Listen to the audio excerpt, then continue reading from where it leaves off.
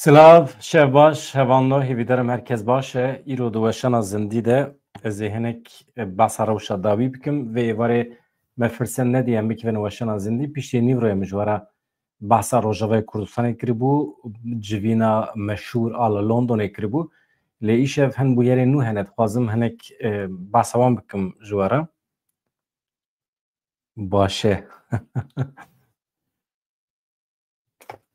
Peyam jî tên dibêje vê şevê çi rewşekê lezgîn heye, erê her tişt lezgîn e, rast e rewşekê awarte heye. Hevan ez hinek nûçe ji were pêşkêş bikim. Nûçeyek du nûçe ez ji were wisa bixwînim nûçeyên ji rêzê ên civakî paşê ez derbasê meseleyên siyasî bibim. Hin agahiyên xweş hene. Li Stenbolê di nava 24 saetên dawiyê de kesên ku ji ber alkola sexte jiyana xwe ji dest dane hejmara wan bû 11, belkî zêdetir bûne. Gelek kes birîndarin jî rakirine nexweşxaneyan. Li 26 kes ji wan biyanîne yên din ji Tirkiyeyê, 38 kes birîndarin. Alkola sexte vexwarine. Hûn zanin di şertên Tirkiyeyê êdî alkol jî gelekî bihaye nakirin. Ev jî wekî nûçeyekî ye. Şandeya Rêveberiya Xweser gelek hevdîtin pêk anîn li Londonê. Ez hinek behsa wan bikim. Piştî nîvrê min ji were behs kiribû ka çewa bû İlham Ehmed bi Kurdan re hevdîtinekê pêk anî bû. Hin civînê wê hebûn lê niha bi qasî 4 rojan ew ê li Londonê bimîne ka em binêrin ew ê çi bike li wê derê.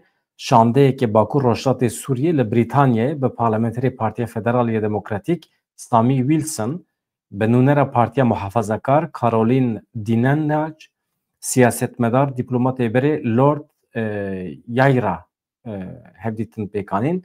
Di şandeyê Bakur Rojhilatê Sûriyê de hûn zanin İlham Ehmed heye.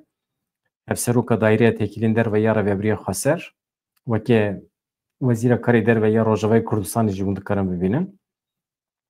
Wekî din Hesen Mihemed Alî heye. Ew jî hevserokê nivîskê hat Tekiliyan a Meclisa Sûriya Demokratîk Mesedê ye. Her du aliyan ê ku hevdîtin pêk anîne, yani İngiliz û Kurdan, kiryarên dijminane yên çeteyên dewleta Tirkiye êrişên li dijî bendava tişrînê ku niha gefekî mezin e li ser heremê, dikare bibe sebebê karesat felaketekî mirovî jî li ser vê nîqaş kirin. Her du aliyan diyar kir ji bo rawestandina êrişên li dijî ewlehiya heremê, her wiha jêderên wê, çavkaniyên wê, dewlemendiyên wê derê ji bo rawestandina êrişên li ser vê derê divê zext bêkirin. Yani zorî bidin ser dewleta Tirkiye. Yek ji mijarên sereke yên hatin nîqaş kirin. Ew bû divê tevahî hêzên siyasî li Sûriyê tevlî konferansa niştimanî ya Sûriyê bibin. Niha hûn zanin yek ji dewletên herî zêde li Sûriyê bi tesîre İngiltere ye. Ji verviyekê çûyîna şandeya Rojavayê Kurdistanê ya İngiltere hinek dîrokî ye. Yani giring e. Li wê derê dayîn û stendin nîqaş gelekî mühîm e. Îjer wextê ku ew soz bidin ku li Sûriyê di pêşerojê de wê hemî pêk hate tevlî bibin, bi taybetî niha mafê jinan, hebûna jinan a di vê konferansê de, di konferansên niştimanî yên Sûriyê gelekî mühîm e. Her du aliyan destnîşan kir ku divê jin bi taybetî bawekî aktiv tevlî vê diyalogê bibin, ji ber ku rola jinan da avakirina siberoja Sûriyê roleke bingehîn e. Her du aliyan yani İngiliz û Kurdan anî ziman ku divê modela Rêveberiya Xweser ku bingeha îstiqrara heremê û ya Sûriyeyê bi vî şeklî were parastin. Divê ev model beşekî sibe roja Sûriyê be jî. Yani ev hatiye nîqaş kirin. Ez bawer dikim İngilîzan jî qebûl kiriye ku li Rojavayê Kurdistanê pergaleke federal were avakirin, weke li Iraqê. Ji xwe İlham Ehmed jî ev pêşniyaz kiribû. Em zanin ku Amerîka jî qebûl kiriye, İngiltere jî pêşniyaz dike, qebûl dike. Mijara vegera koçberan heye. Her wiha parastina demografiya Sûriyê beşeke ji nîqaşan bû. Şandeyê heremê ji bo vegera şeniyên Efrînê tevahî koçberên din derxistina çeteyan ji heremê ban kir ku divî aliyê de fişar hebin û bên kirin. Her wiha hate gotin ku divê şandeyeke navnetewî were avakirin ku serdana Bakur Rojhilatê Sûriyê bike. جنیز و روش مروی اولهی یه هرمه بشوپینه. اف مهمه پاراستنا دموگرافیا سوریه مسئله کی گله کی مهمه وگرا کوشبران یا سر آخوان زویوان مالو ملکیوان اف مهمه همش بو سرکانی گریسپی عفرین منبج وان دوران deverin kulli Kurt ji koşber bune dibe Kurt karbin disa vegerin vederi u kesin ku hatine malê wan desteser kirine divê ji wê derê derkevin hêzên biyanî divê derkevin di serî de dewleta Tirkiye. Ev meselekî mühim e min nexwest ez bêhlim sibê hevdîtin ji ber ku sibê ê nû hene dewam dikin îjar hevan no. Di vê çarçovê de heyetek navnetewî divê çêbibe biçe Rojavayê Kurdistanê ew mühim e parlamenter wî songot ew amade ye tevlî vê şandê bibe ku serdana Bakur Rojdatê Sûriyê dike di aynê demê de balkişan ser giringiya şopandina geşedanên li herêmê ji bo ku li ser wê esasî parlamentoya Brîtanyayê piştgirî desteka pêwîst pêşkeş bike. Wilson diyar kir ku gelê Sûriyê rewşê baş nas dike ew ê piştgiriya hewldanên bi destxistina çareseriyeke siyasî giştî li Sûriyê bikin.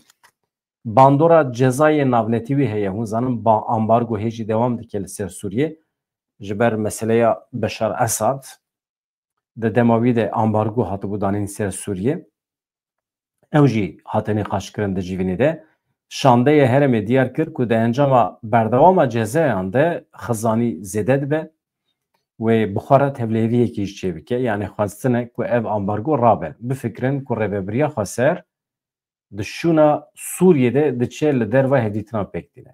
Yani bifikirin ku diviya bû rêveberiya temamê Sûriyê bikete destê rêveberên Rojavayê Kurdistanê. Wê demê baştir çê dibû.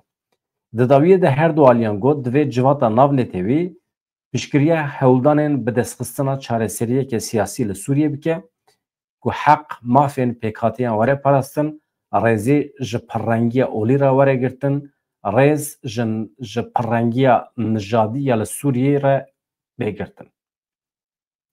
Ev mühim e. Yani hem pirrengiya olî hem pirrengiya nijadî yani tu ji kîjan qewmî ji kîjan milletê dibî bibe ji kîjan ûl û baweriyê dibî bibe dibê firq tune be di navbera we hemiyan de. Ev mühim e. Ev jî mantıqa rêveberiya Xweser a Rojavayê Kurdistanê ye em hêvî dikin ku milletê me Ereb jî li wê derê vê rewşê fam bike.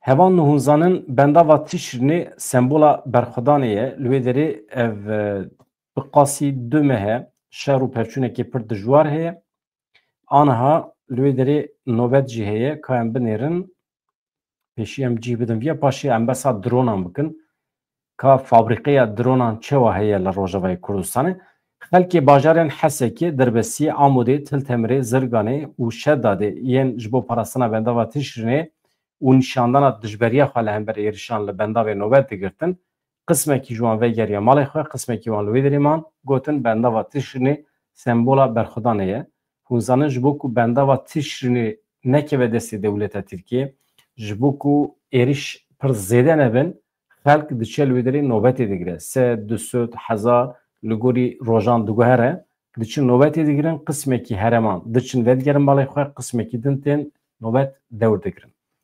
Ev cûreyekî têkoşînê ye ji bo parastina bendavê. Aniha bendav ji faaliyetê derketibe jî parastina wî mühim e, girîng e. Îro netên wekbî da bû xuyakirin ku Kobanî jî di nav de, Minbî jî di nav de gelek herem bê avin bê elektrîkin ji ber êrişên dewleta Tirkiye. Yani nefikirin ku dünya bêdenge, bifikirin ku netên wekbî jî ketiye dewrê li hember êrişên dewleta Tirkiye. Niha di çavê dünya alemê de dewleta Tirkiye dewletek terorîst e, êrişkar e, dijminê milletê Kurd e. Yani bi xwe îmaja xwe çê dike wisa. Êdî kes bawer nake ku bibêjin dewleta Tirkiye mafê xwe ê li hember têkoşîna li hember terorê bikartîne em fehm dikin endişeyên dewleta Tirkiye tiştekî wisa tune êdî. Yani rast êriş dike ser milletê sivîl. Wê rojê ambûlansê kir hedef belkî we dîmen dîtine êrişê ser ambûlansê kir êrişê ser xelkê sivîl dike heta niha gelek kes hatin kuştin jiyana xwe ji destan îro Divan deqeyan de malek hedefate girtin de encam erişên dewleta Tirkiyeyê û mal hilweşiya dibinî de 3 malbat man. Ya niha hewl didin ya 3 malbat ez şaşnebim ya jî malbatek ji 3 kesan. Tiştek ku sebû. Hem agahiyan şaş nedin. İjar mesele ev e niha yani balafirên şerên dewleta Tirkiye gundewarê Sirrinê ê kantona Firatê dan ber topan, dan ber bombeyan. Ev jî bi vî şeklî ne em jî bidin daxuyaniya Ferhat Şamî ya herî dawî di derbarê wan dronan de ev mihîm e. Ka em binêrin çi gotiye? Paşê daxuyaniya Mazlûm Abdî heye gelekî girîng e ew jî hevan na. Berdevkî Qesedê Ferhat Şamî agahiyên di derbarê peymanekî navbera hêzên Qesedê û Îranê de ji bo wergirtina 1500 dronên ku İran dixwast bifroşe Qesedê ew derew derxist dibêje tiştekî bi vî şeklî tune İran tu carî ne dron daye me ne jî peymanekî me a kirîna dronan heye ji dewleta İranê. Tiştekî wisa tune ye. Dronên de destê Qesedê de berhema tecrübeya welatiyên Bakur Rojdatê Sûriyeyê ne. Hat femkirin? Berdevkî Qesedê Ferhat Şamî di derbarê agahiya ser peymanekî navbera hêzên Qesedê û Îranê de ji bo kirîna 1500 dronan de daxuyaniyek da. Şamî di daxuyaniya xwe de dibêje medyaya Tirkiye ku piştgiriya siyaseta hikûmeta Tirkiye ya qirkirinê dike nûçeyên derew belav dike. Medya Tirkiye nûçeyekê dûrî rastiyê û derew belav kir ku dibêje di navbera hêzên me yani Qesedê û Îranê de peymanek heye ku 1500 dron wergirtine. Armanca van agahiyên derew ku medya Tirkiye belav dike ew e zirarê bigîne hêz û gelê me. Rewşeke dijberî doza gelê me li Bakur Rojdatê Sûriyê ji bo raya giştiya navnetewî çêbike. Yani tê fehmkirin ez bawer dikim di qada navnetewî de dixwaze îmajekî wisa bide di navbera Qesedê û Îranê de peymanek heye dronan ji wê derê digire. Yani İran heta niha piştgirî alîkarî dida Hizbullahê dida hêzên din ên li Sûriyê ew têk çûn Amerîka ew têk birin yan jî hêzên HTŞ êdî kîjan dewlet piştgirî dikir İsraîl ew têk birin niha dî Qesedê dest pêkiriya bi Îranê re dikeve nava têkiliyê. Yani binêrin dixwazin navbera İsraîl û Qesedê xirab bikin, dixwazin navbera Amerîka û Qesedê xirab bikin. Di vê çarçovê de Ferhat Şamî berdevkî Qesedê dikeve dewrê dibêje dronên di destê me de tu eleqa wan bi Îranê tune ye. Ev tamamen fabrîkasyona rêveberiya xweser e. Hemwalatiyên rêveberiya xweser di nava xwe de bi xwe çêdikin. Bi tecrübeyê xwe, bi zanînê xwe, bi mühendisiyê xwe. Mesele ev e. Ji ber vê yekê dixwazin li hember raya giştiya navnetewî me reş bikin. Dibêje Ferhat Şamî şervanên me yên ku fayde sûd ji pisporiya xwe ya di şer de li dijî rêxistina terorîsta Daişê wergirtine, di demên borî de derfetên xwe yên leşkerî ên xweber bi pêşxistine. Ji wan derfetan yek ji wan jî dibe çêkirina dronan e.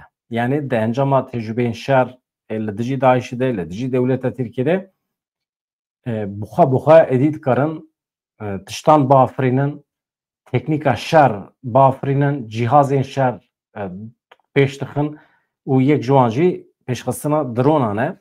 Ew dron berhema tecrübeya welatiyên Bakur Rojdatê Sûriyeyê dibêje Ferhat Şamî. Hevan no. General Mazlûm Abdî çi dibêje?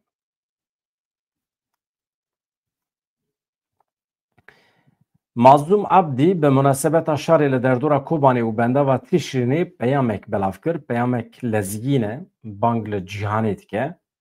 Mazlûm Abdî diyar kir ku li Kobanî şer û pevçûn berdewam dikin, şervanên wan êrişên komên çekdar yên girêdayî dewleta Tirkiye têk dibin, berxwedanekê pir ciddî heye. Fermandarê Qesedê eşkere kir ew amade ne beşdarî pêvajoya nû ya siyasî bibin li Sûriyê. em amadene ji bo avakirina Sûriyeyeke ne merkezî tevlî pêvajoya nû ya li Sûriye bibin. Mazlûm Abdî balkişan serweyekê ku li Kobaniyê rewşeke taybet heye. Li Sûriyê rewşenekî aram e. Lê li Kobaniyê dîsa şer heye, pevçûn heye, êriş hene. Şervanên me bi berxwedanekê mezin êrişên dewleta Tirkiye tek dibin. 12,000 şervanê me şehîd bûne di tekoşîna li hember Daişê de dibêje Mazlûm Abdî. Li dijî Daişê bi hezaran şervanan canê xwe ji dest daye. Di dema ku dewlet û hêzên cîhanî li hember Daişê bêdengman şervanên azadiyê jê re gotî bes e û şerekî dîrokî kirin. Mazlûm Abdî bang li civaka navletewî kir. Divê êdî herkes bibêje êdî bes e. Li dijî êrişên li ser Kobaniyê helwestekî nîşan bidin. Daîş çû niha dewleta Tirkiye êriş dike ser Kobanî. Kobanî dibin tehdîtê de ye. Ew Kobanî ku bûbû navenda berxwedanê, bûbû numûne. Li bendava Tirşîrînê şerekî giran heye. Welatên Rojavayî yani behsa Amerîka, Ewropayê dike. Qesedê weke hevpeymana sereke ya xwe dibînin.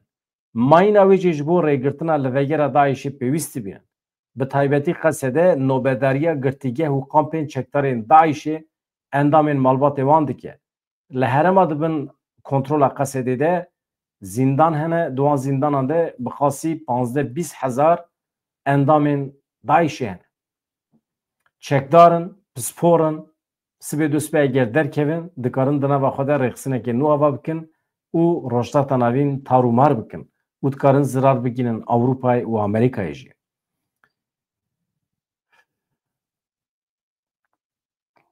Yani ev e piraniya van çekdarê Daişê ji Sûriyê ne, ji Iraqê ne, bi qasî 1000-2000 ji wan jî ji welatên Ewropayê ne. 45,000 zêdetir zarokên çekdarê Daişê hene, ew jî li kampa Holê dimînin, ew jî dibin kontrola qesedê de ne. Yani ev hemî anha netewek bijî piştgirî nade ji bo van kampan.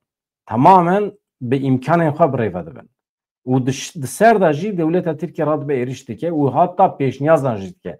Dibe em qesedê tune bikin, pêşniyazê Amerîkayê dike, bi wan aqilê xwe pûç pêşniyaz dike, dibêje hûn bi qesedê re nekevin nava tekiliyê, hevalbendiya xwe xirab bikin, qesedê tune bikin, wan kampan teslîmê me û HTŞ bikin, em dikarin. Kî bawer dike? Kî bawer dike? Yê ku Daîş sor kir berda ser Kurdan, dewleta Tirkiye bixwe ye. Ji vî halî de hûn radibin, wana dikarin di zindanê de bigirin. Tam berova jî hûn ê wana derbixin, perwerde bikin û cardin êriş bikin, êriş bidin kirin ser Kurdan û ji bo xizmetê xwe hûn ê bikarbînin. Amerîka edî bibaran rê nade dewletek weke dewleta Tirkiye ku karibe çeteyan bikarbîne li hember gelên herêmê. Amerîka xwedî biryar e, edî destûr nade, tiştekî wisa tune ye. Ji ber vê yekê dewleta Tirkiye niha dîn û harbî ye.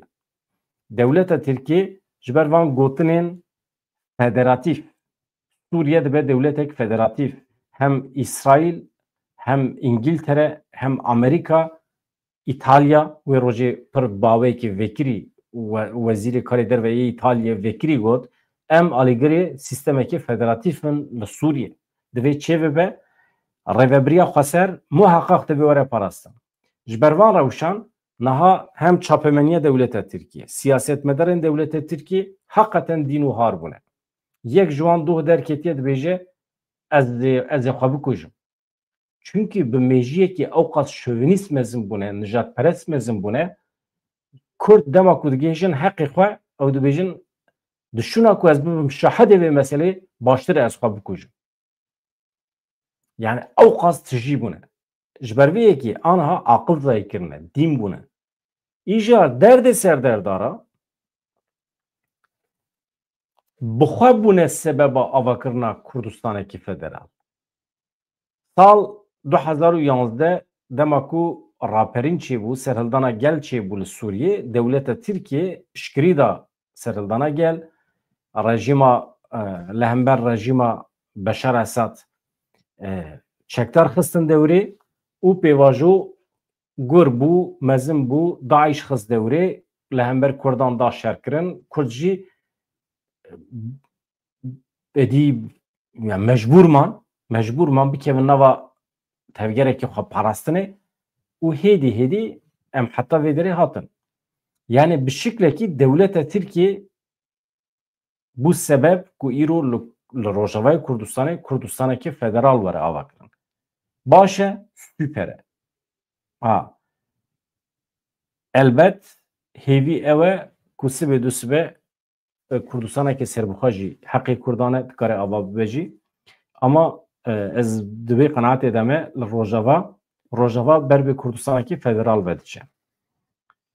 İjar beriya sê çar meha hê ku hê êrişa li ser Şamê tune bû, hê êrişa li ser Helebê tune bû, hê kesî navê Heteşê nizanê bû, wextê ku di vê derê de me behs kir ku pîlan û projeyekê navnetî wê heye ji bo avakirina sê Kurdistanên cuda li Rojheta Navî, hinek hevalê me rojnameger henekê xwe kir ku tu Kurdistana ji ku derê derdixin.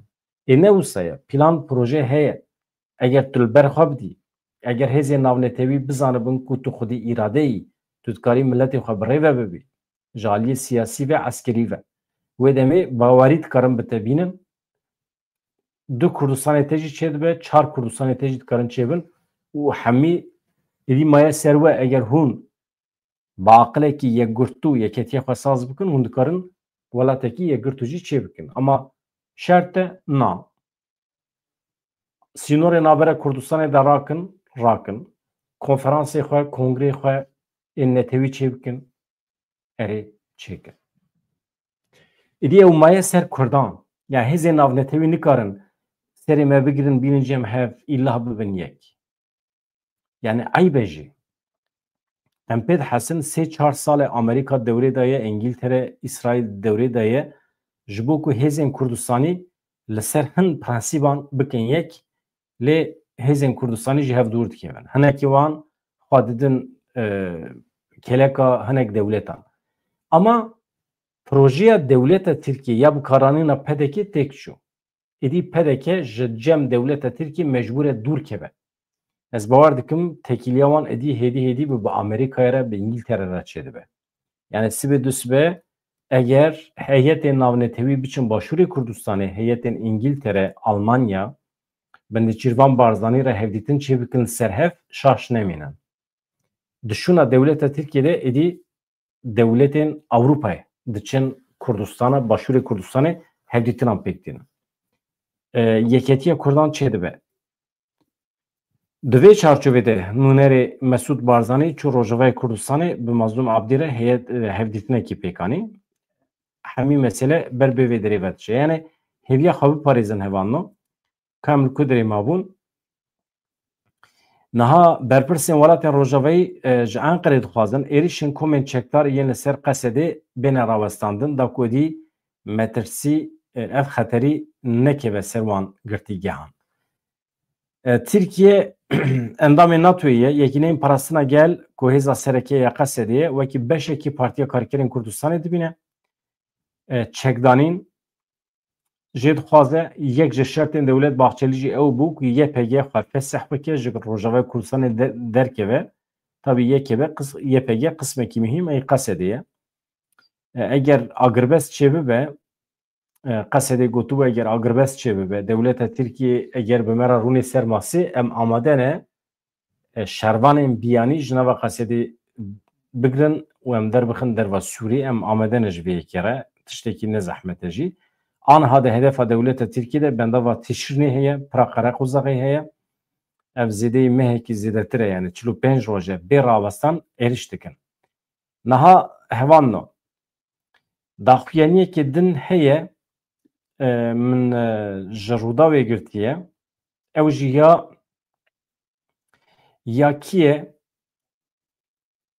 şêwirmendê berê yê Donald Trump daxive. Navî Welîd Faris e. Dibêje şerê Qesedê û Tirkiye wê bibe sedema rewşeke nedîtî. Eger hûn amade bin ez vê jî ji we re bixwînim. Li ser îtîmala êrişa dewleta Tirkiye li ser Rojavayê Kurdistanê û li ser helbesta Donald Trump şêwirmendê wî Welîd Faris got eger Tayyip Erdogan biryara êrişeke leşkerî bide li herêma Kurdên Rojava mixabin gelek encamê xirab derdikevin holê. Ji ber ku her şerekî bi taybetî di navbera dewletekî endamanat ve û aliyek ku dibin parastina hêza leşkerî ya Amerîkayê de be wê bibe sedema rewşeke ku me di rabirdiyê de qet nedîtiye. Encamên destpêkê wê li ser aboriya Tirkiye be, bêguman li ser aboriya Sûriyê jî. Yani eger dewleta Tirkiye êrişê ser Qesedê bike ku hevalbendekî girîng yê Amerîkayê dibe encamên pir xirab derdike.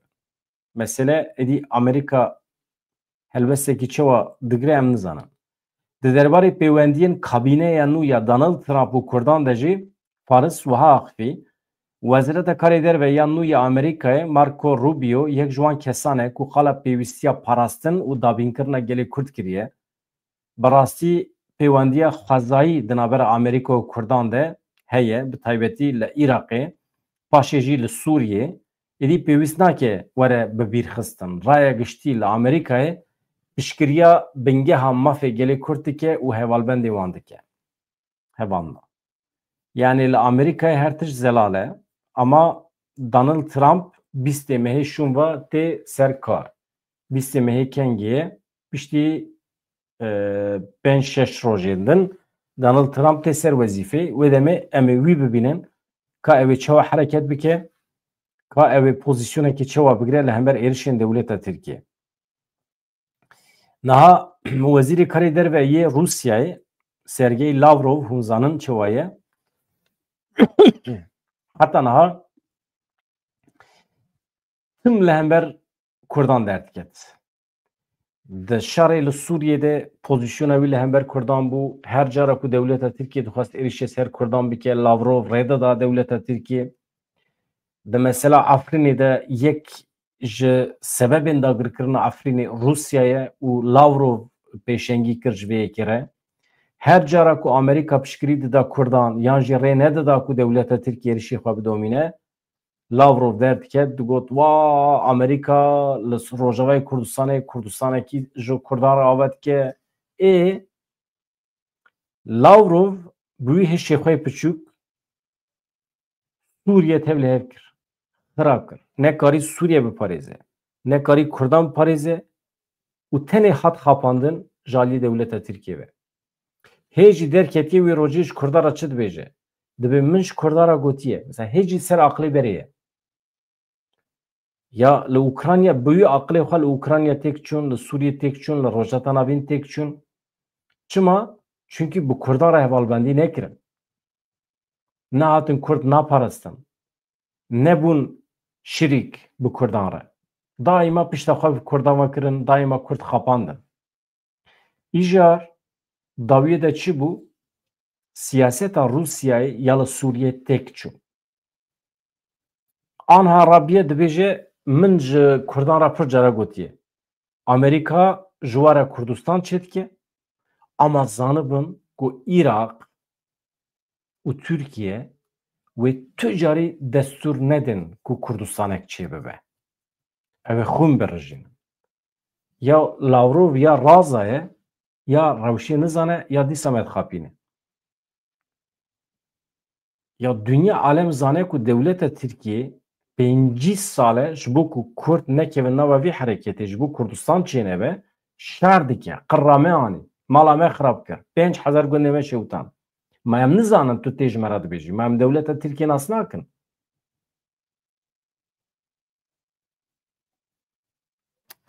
Yani Lavrov hê jî li ser wî goy radizê.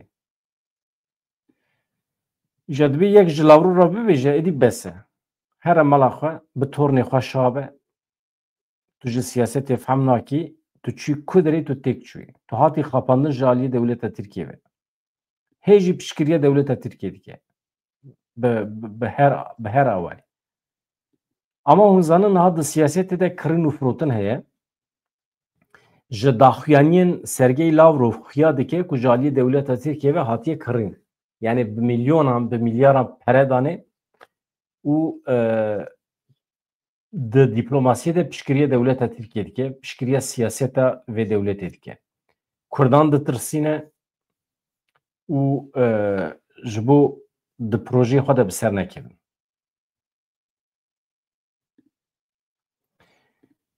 Mesele ew bû. Ez binêrim Hevanno wekî din tiştî ku hûn bibêjin heye hevanno?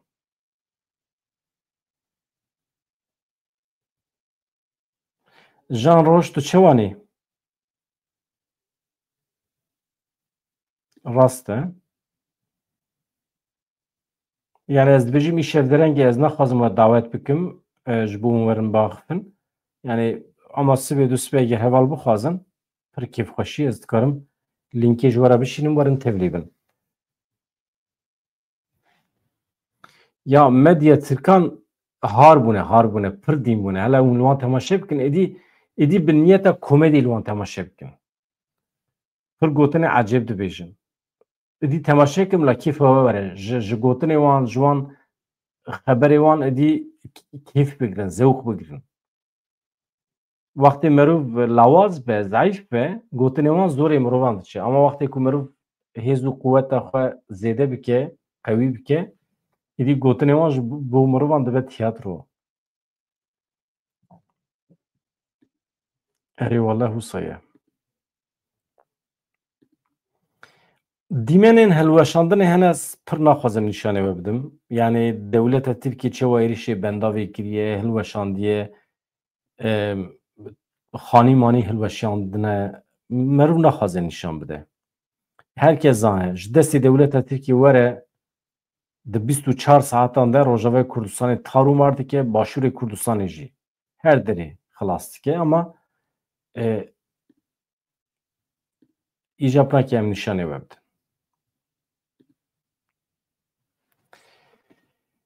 Baş e ji hemî hevala ra silav sibê ez ê ji we re weşanek çê bikim ber bê nîvroyê yan jî ber bêvarê ez ê li gorî rewşê binêrim. Li gorî nûçeyan e. Eger nûçeyên acîl xweş ê wisa ku hêvî dide mirovan hebe nîvro jî çê dikim, êvarê jî çê dikim. Dê bi xatirê we bêhêviya rojê